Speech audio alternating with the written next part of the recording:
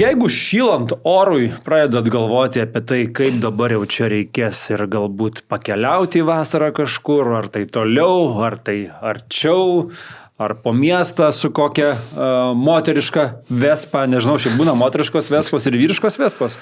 Ar tiesiog yra vespa? Man reikia, tiesiog yra vespa. Aš manau, vespa yra taip. Manau, nuo spalvos gal priklauso to įstacijų. Bet jos panašios visos, man atrodo, taip.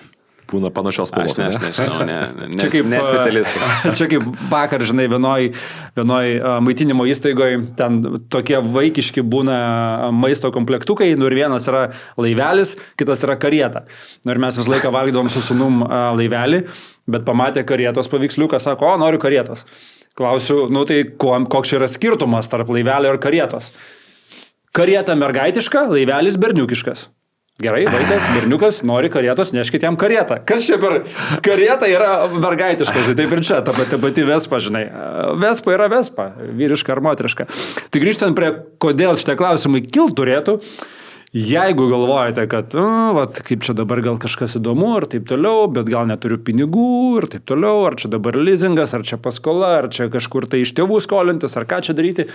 Imbank čia skuba į pagalbą ir kviečia tiesiog pasitikrinti imbank.lt, kiek kainuotų pasiskolinti įvairiom transporto priemonėm. Tai ir automobiliui, ar ten motociklui, arba tai pačiai vespai. Keturačiui, net kateriui. Kateriui tam pačiam, jeigu nori vasarą leisti labiau ant vandens. Šiaip irgi variantas, tai... Ir tai gali vykti be privalomojo kasko draudimo ir visiškai paprastai, sakau, nuėjus į imbank.lt, privatiems paskola automobiliui ir čia yra labai aiškiai ir gražiai valdoma skaičiuoklė, kurioje suma, laikotarpis ir pagal tai maždaug matai, kokia būtų tavo mėnesinė įmoka, užpildai paraišką ir imbank su tavim susisieks. Ir labai lengvai gali pasitikrinti tiesiog, kokios yra tavo galimybės.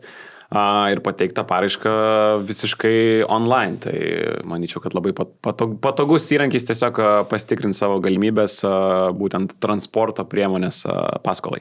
Ir šiuo atveju tai yra be kasko draudimo. Žinom, kad kitais atvejais kasko yra kaip ir reikalavimas. Šiuo atveju tokio reikalavimo nėra, tai yra daugiau laisvės rinktis, renkantis savo transporto priemonę. Ir pinigai pervedami tiesiai į sąskaitą, tik pasirašius sutartį, jie atkeliauja pas tave. Jo, tai tu gali ir nenaują automobilį, jeigu, pavyzdžiui, neturi tiek daug pinigų ar nenori naują pirkti, gali kelių metų pasiėmė, žinai, be kasko viską ir tikrai patogu labai. Gali ir Lincoln, jeigu nori. Turim visokių pavyzdžių, kaip sakoma. Visokių. Pradėjom nuo Vespų, baigiam Lincoln, imbank.lt, kiekvieno norams įsivertinkit savo galimybės ir labai nebloga galimybė pasinaudoti šio pasiūlymo.